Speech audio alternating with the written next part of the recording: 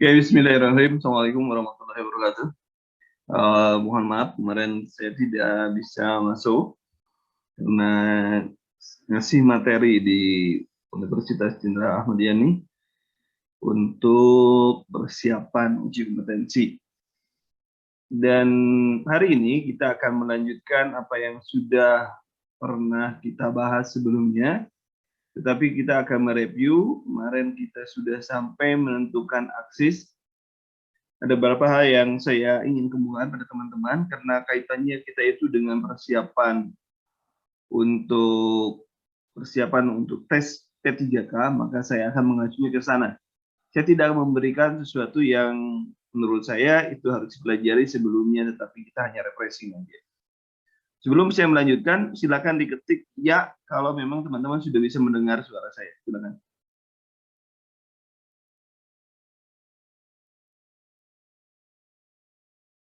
Oke, kita cek. Ada 2 orang yang oke. Kita lanjutkan, ada 3 orang. Kita lanjutkan. Dari sini yang harus Anda pahami adalah kecepatan yang normal, kemudian satu kotak kecil itu berapa mili atau berapa milivolt, kemudian berapa detik, itu yang harus Anda pahami. Kemarin kita sudah membahas itu. Kemudian kalau sistem konduksi, bisa saja keluar di sistem konduksi ini, bisa saja keluar. Tetapi mengapa itu keluar? Karena ada perbedaan antara soal uji kompetensi dengan soal P3K. Soal P3K itu yang tahun kemarin itu masih mengacu kepada kognitif 1. Kognitif 1 itu tahu, mengetahui misalkan singkatan, kemudian pacemaker jantung adalah S-anode itu adalah dari kognitif 1. Tetapi kalau misalnya kognitif 6 itu sudah melakukan analisa terhadap sebuah kasus. Contoh kognitif 6, Anda melakukan analisa di komunitas itu sudah kognitif 6.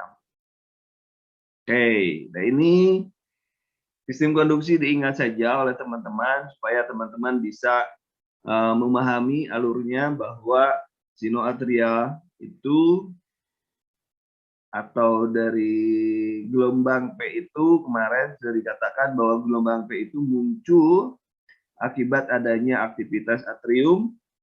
Gelombang P itu muncul karena depolarisasi atrium itu kemarin. Kemudian kompleks IRS muncul karena adanya aktivitas dari ventricle dan termasuk juga gelombang T untuk repolarisasi ventricle atau posisi ventrikel kembali lagi.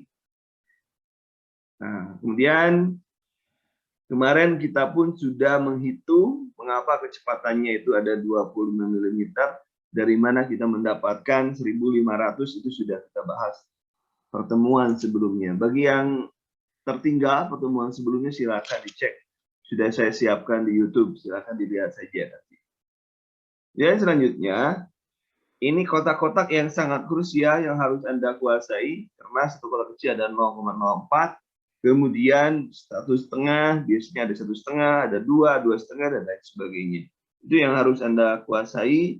Bagaimana kalau 5 kotak, bagaimana kalau hanya 1 kotak. Itu seperti itu.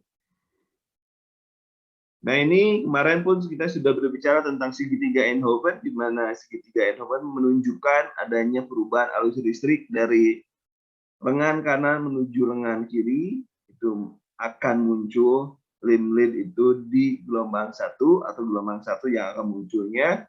Kemudian gelombang 2 itu dari lengan kanan ke kaki kiri, itu muncul gelombang 2, dan dari lengan kiri menuju ke kaki kiri itu gelombang atau lead 3. Jadi Anda sudah bisa melihat kalau puncak, kalau pinggir sebelah kiri, pinggir sebelah kanan, yang bisa lihatnya yang mana. Ini patungannya. Kemudian ini yang augment itu yang diperkuat. Nah ini juga augment positif elektrode. APR itu tidak menunjukkan bagian jantung, tetapi bisa digunakan untuk menunjukkan bahwa pemasangan itu tidak masalah, benar, artinya dalam artian benar. Kemudian APL itu lateral, kemudian APF inferior, Kemarin kita pun sudah belajar Axis dengan menggunakan Lead 1 dan API. Nah,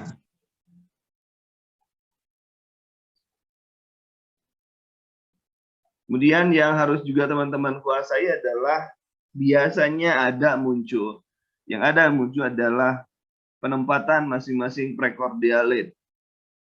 P1 di mana, P2 di mana, sampai dengan P6.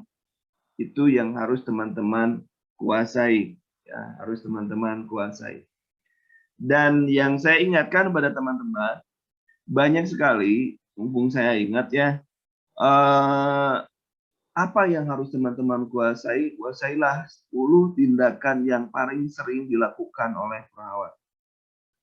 Silakan nanti dibuatkan catatannya oleh teman-teman, dituliskan, kita diskusikan nanti apa sih 10 yang tindakan yang harus dikuasai oleh perawat. Dari mulai infus misalnya sampai dengan perawatan luka dan lain sebagainya. 10 saja, 10 saja. Dan penyakit apa yang harus Anda kuasai? Yaitu penyakit yang pertama, penyakit yang 10 besar yang ada di Indonesia dan penyakit yang sedang tren sekarang. Kalau tahun kemarin saya ditanya oleh teman-teman, apakah COVID-19 masuk? Saya bilang tidak akan masuk karena ini penyakit baru. Secara keilmuan kita belum ajak.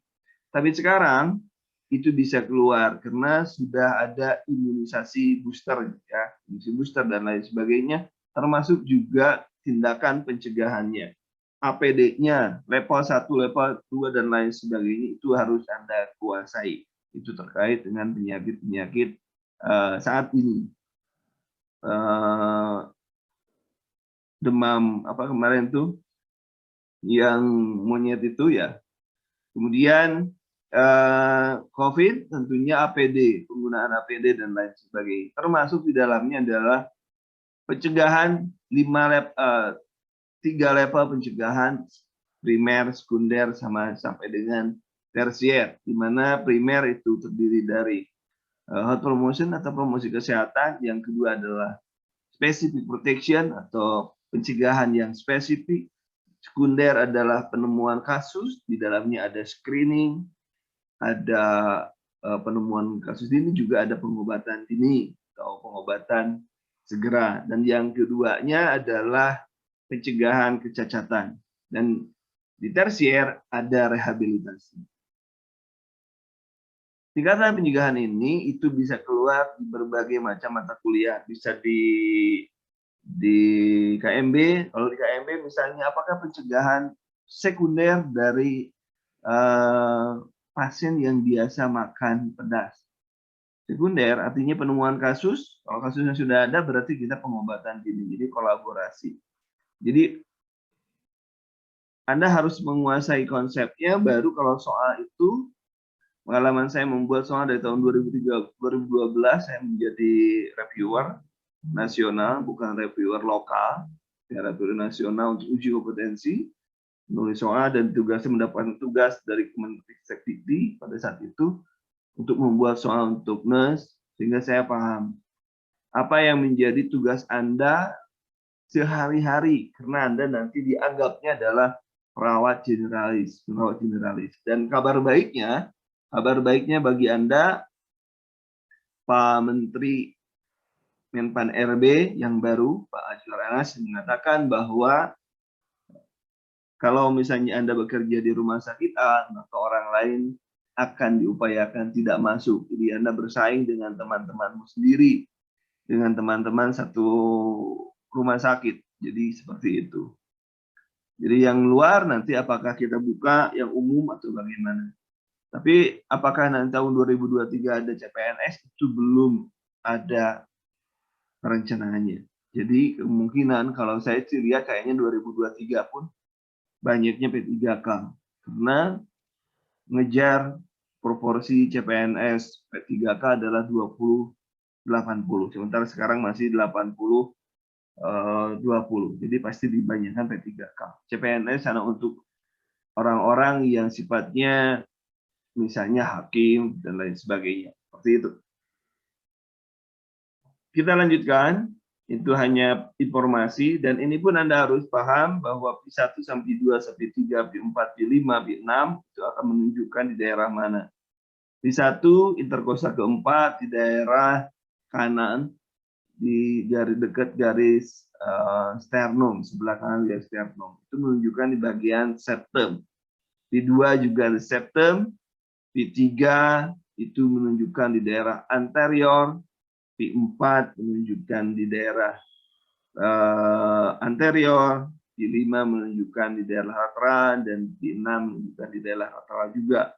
Nah, P6 balad atau baladnya atau temennya itu dengan di PL, PL dan LIN1 itu sudah menjadi, Anda harus hafal kata-katanya. Ini yang Dexelcardi kita menggunakan sama saja penempatan, cuma berbalik ke sebelah kanan. Kemudian ini pasang dengan 3 elektroda, ya, 3 elektroda. Ini masang dengan 5 elektroda. Apa saja kalau masang dengan 5 elektroda? Saya balik lagi. Kalau masang dengan 3 elektroda, RA, LA, LR. Kalau masang dengan 5 elektroda, LIN1, LIN2, LIN3, APR, APL, APF, dan P1. Itu yang 5 elektroda.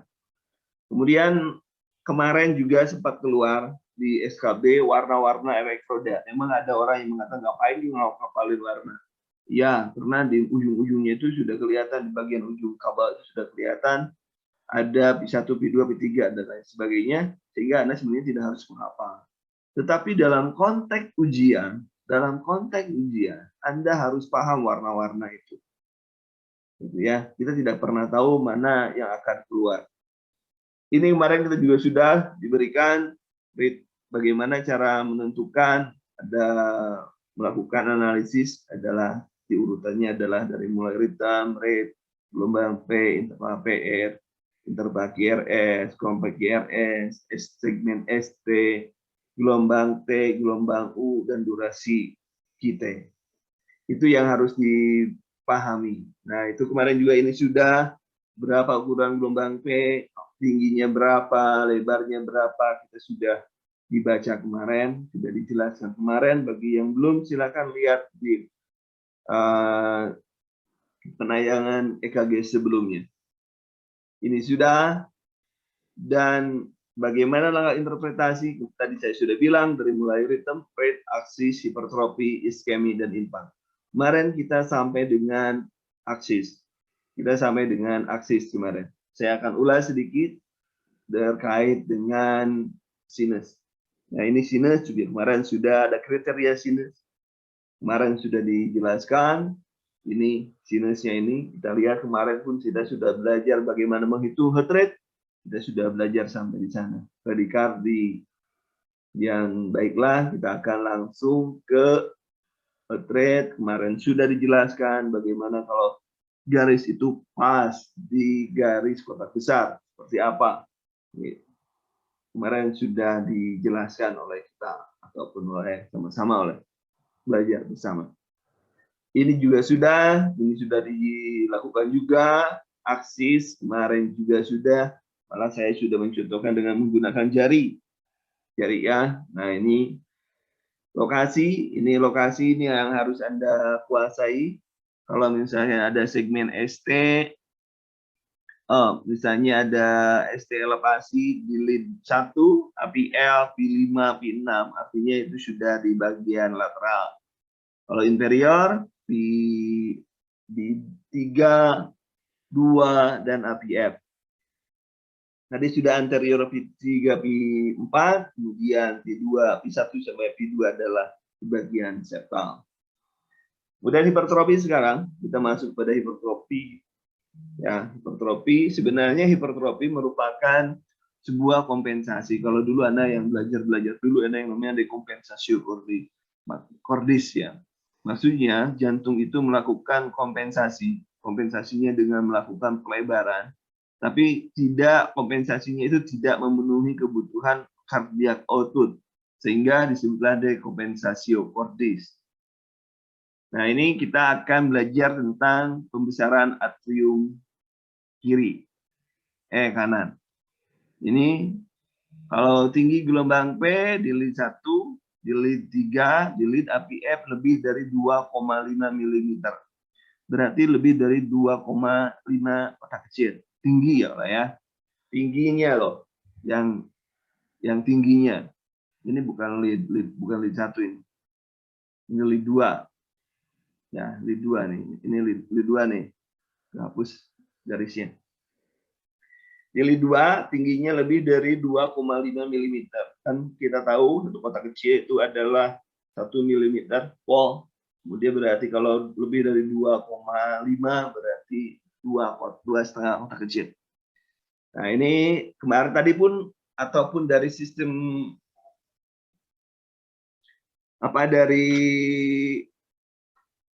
dari sistem konduksi kita pun sudah menjelaskan bahwa kalau ada masalah di gelombang P berarti itu menunjukkan adanya kelainan di atrium. Makanya kalau gelombang P-nya tinggi itu menunjukkan ada pembesaran di atrium. Lebih dari 2,5 mm. Kita lihat di sini ya. Nih, ini patokannya 2 di 3 lead AVF. Lebih dari 2,5 mm. Kemudian pembesaran atrium kiri gelombang P.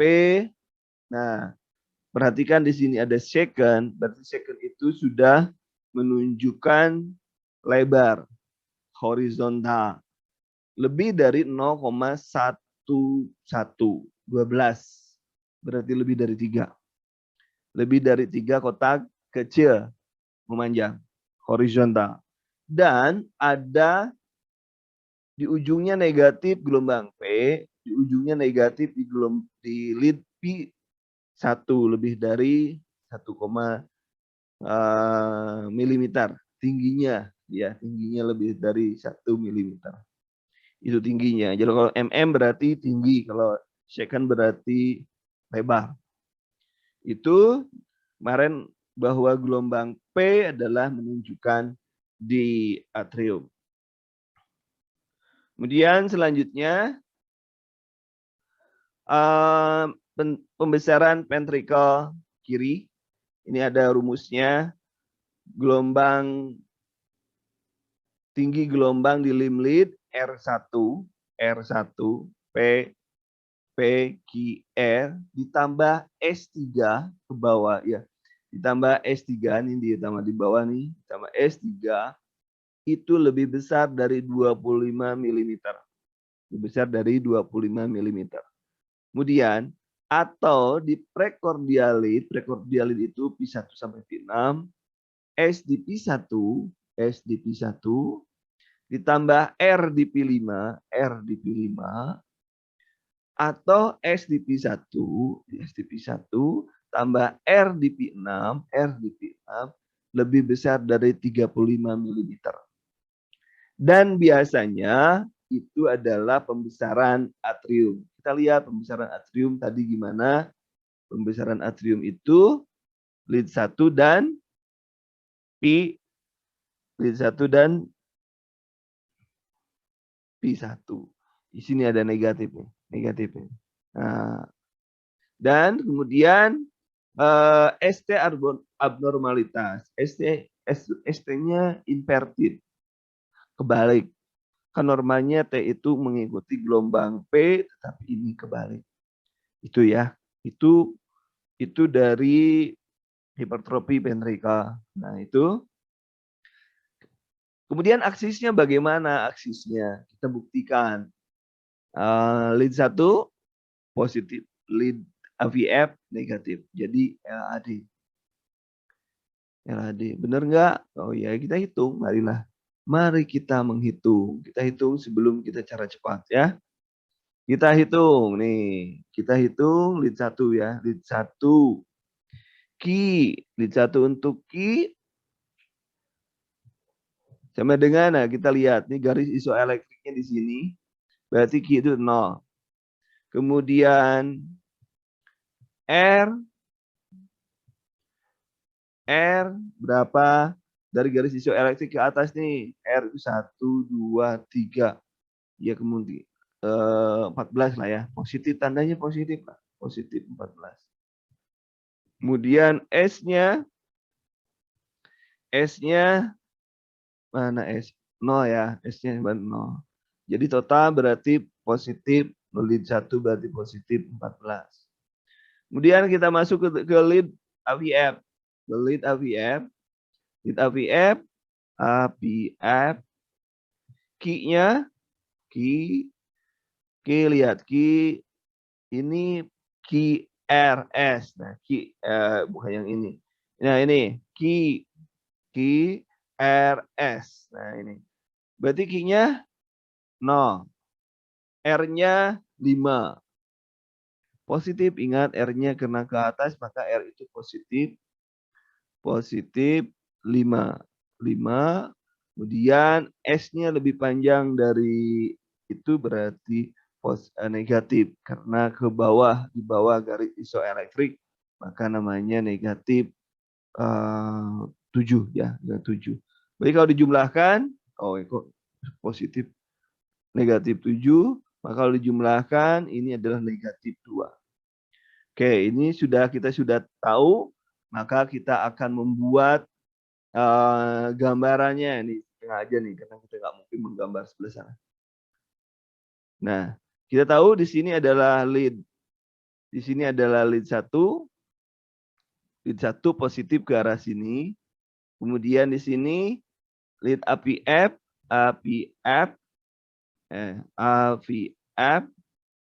put. Nah, ini positif ke bawah, berarti kalau kebalikannya ke atas negatif. Kita lihat 14 positif di 1. Kita 1, katakanlah 1 di sini, karena saya susah ya. 1, 2, katakanlah di sini adalah 14, kita tandai di sini 4. Kita tandai di sini positif 14, di sinilah positif 14. Kita positif 14, positif 14. 14, hanya misal saja ya. Kemudian di sini negatif 2. Negatif 2 berarti di sini kan. Ini kan positif di sini, berarti di sini negatif 2. Negatif 2 untuk di APL. Maka kita membuat kotak terputus-putus menghubungkan negatif 2 dan sini. Kok nggak sama kata Anda? Nggak sama kan kejauhan? Ya nggak apa-apa. Harusnya lebih di bawah, tapi nggak kelihatan. Setelah Anda membuat garis terputus-putus, membuat kotak menghubungkan antara titik di AVL dan di AVF dengan titik di lead 1, maka Anda tarik garis dari 0, di sini 0 sebenarnya. Dari tengah-tengah menuju ke kotak diagonalnya. Dari sini berarti kita pakai warna merah. Nah, kita tarik dari sini. Nah, gini. Harusnya tanda panah ini. Tanda panah. Ini daerah sini namanya adalah daerah lab axis deviation. Nah, itu daerah, itu daerah LAD atau lab axis deviation. Jadi karena tadi adalah kiri, maka pembesaran ventrikel kiri, maka aksisnya pun LAD. Coba kita gunakan dengan menggunakan jempol, sama saja. Lead satunya ke atas, lead APF-nya lebih banyak ke bawah. Jadi LAD. Itu penjelasan tentang LAD. Terkait bahwa hipertrofi ventrikel kiri, aksisnya pun LAD. Sehingga kita kalau sudah bisa melihat, ini aksisnya kemana? Kalau kita lihat aksisnya LAD, maka kita cari LAD-nya, penyebab LAD-nya kemana.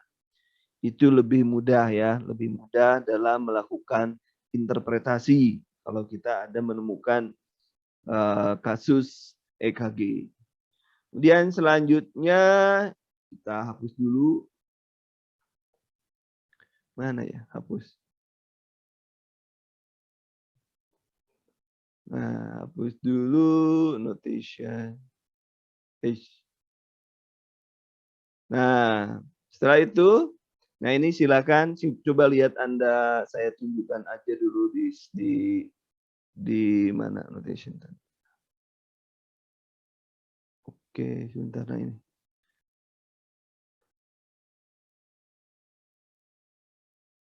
Oke.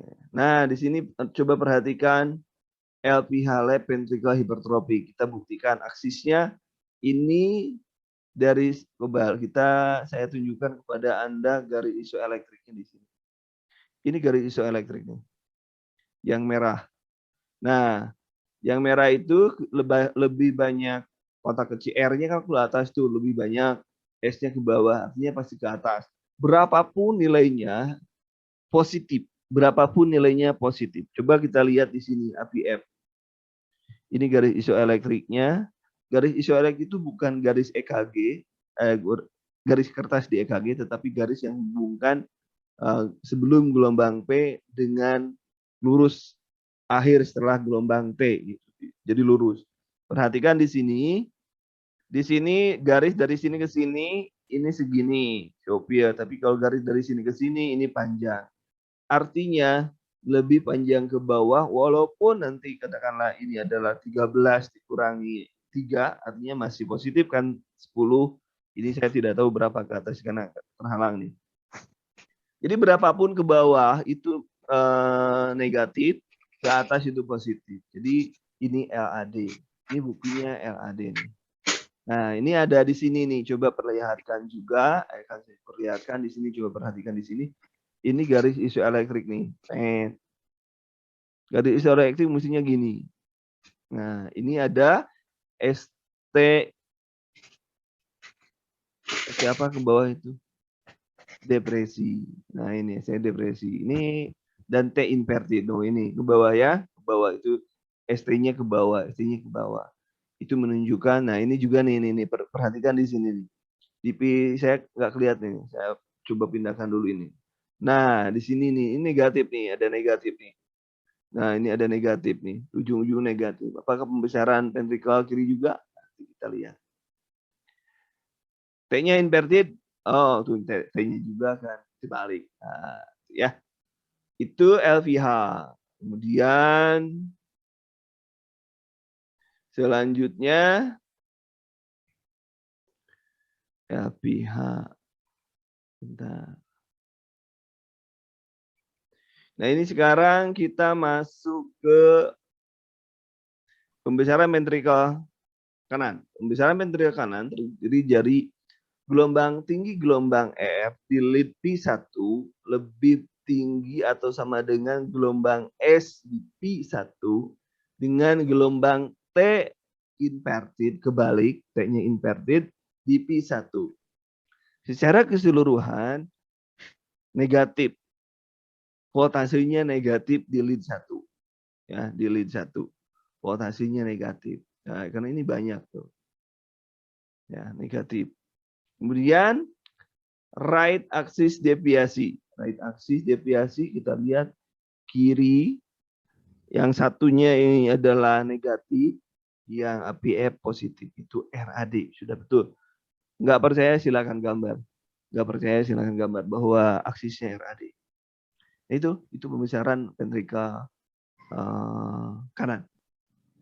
Kemudian, nah ini coba perhatikan tadi R kiri, kiri, negatif, positif itu RAD. Kan sudah tadi ya. Oke, dilanjutkan. Nah ini silakan bermasalahnya di mana? Masalahnya di mana ini? Masalahnya di mana? Silakan 1 menit Anda untuk menganalisis ini. Heart rate-nya berapa? 1 menit, silakan.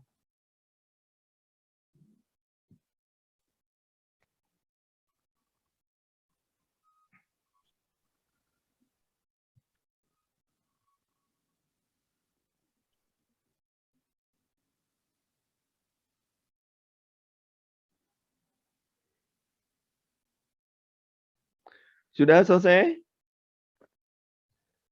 Sudah selesai? Coba kita lihat aksisnya, heart rate-nya berapa sekarang kita hitung.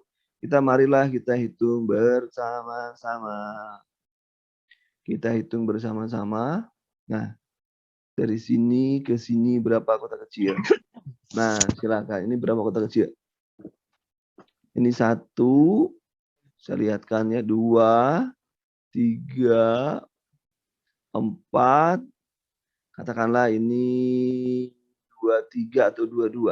Tinggal 1.500 dibagi 22.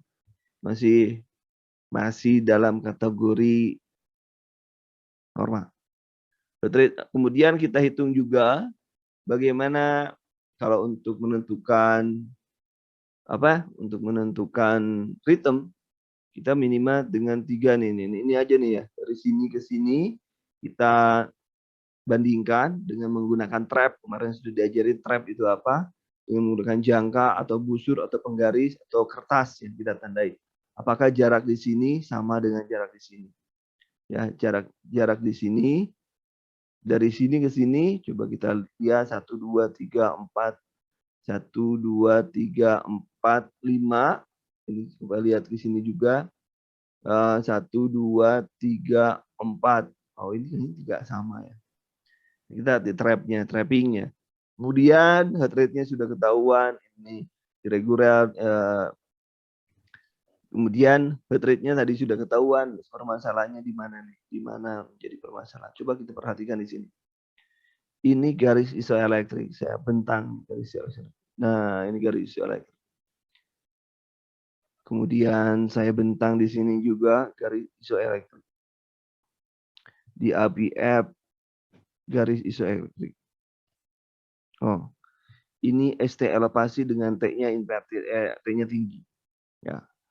Kalau di mana? Kalau di sini lead 2, lead 3, lead 4 itu menunjukkan adanya di inferior. Anda tadi kan sudah saya suruh menghafal itu.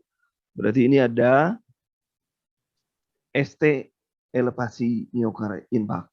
Ya, ST elevasi miokard infarct. Itu.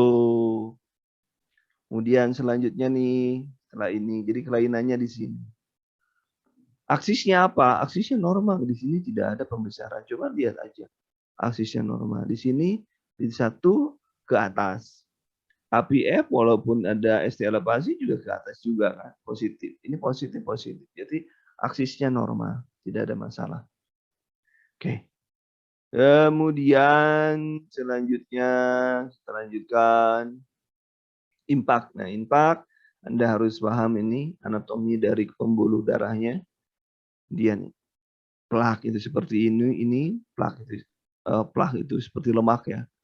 Ada ruptur, kemudian trombus, dan trombus itu menghalangi pembuluh darah yang menyebabkan oksigen ke bagian ujungnya tidak masuk.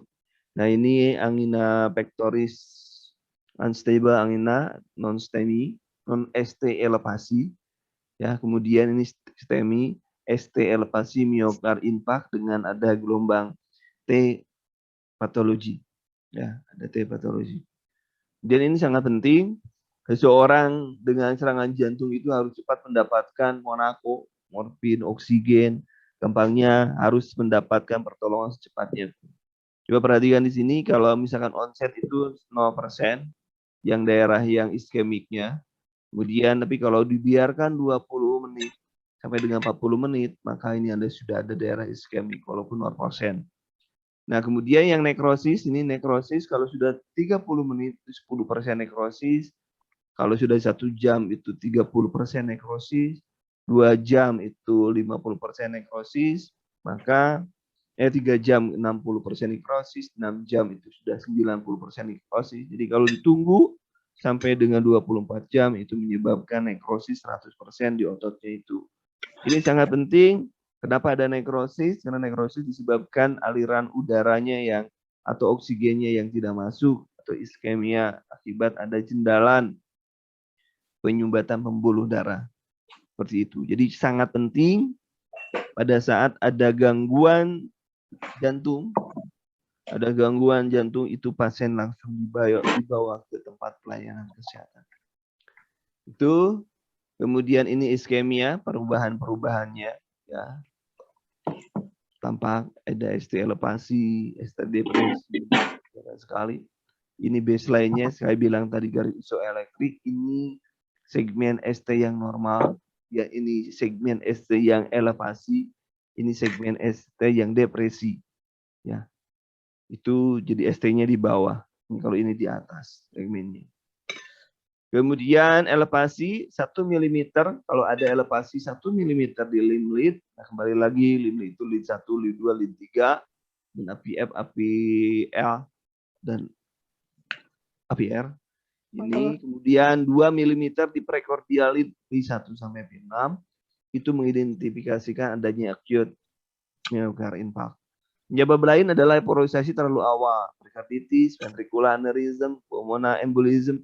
Jadi kalau ada pulmonal Anda nimbus, kemudian ada emboli ke pulmonal. Kemudian ada perdarahan hemoragik juga pada pasien-pasien jangkis. Perdarahan intracerebral juga bisa ada ST elevasi. Ya, itu jadi kok orang ini ST elevasi, oh padahal dia stroke misalnya. Penyebab ST depresi, miokard iskemia. Jadi kalau depresi iskemia, ventricular hypertrophy kiri, dan interventricular conduction defect, kemudian obat digitalis. Ya, obat digitalis. Kemudian yang lainnya, nah ini perubahan-perubahan gelombang itu dari mulai normal sampai dengan infark. Coba Anda lihat perbedaannya, perubahannya. Coba lihat Anda perubahannya, diteliti. Coba silakan perhatikan perubahan-perubahannya. Bagaimana injury, bagaimana ini perubahan-perubahannya.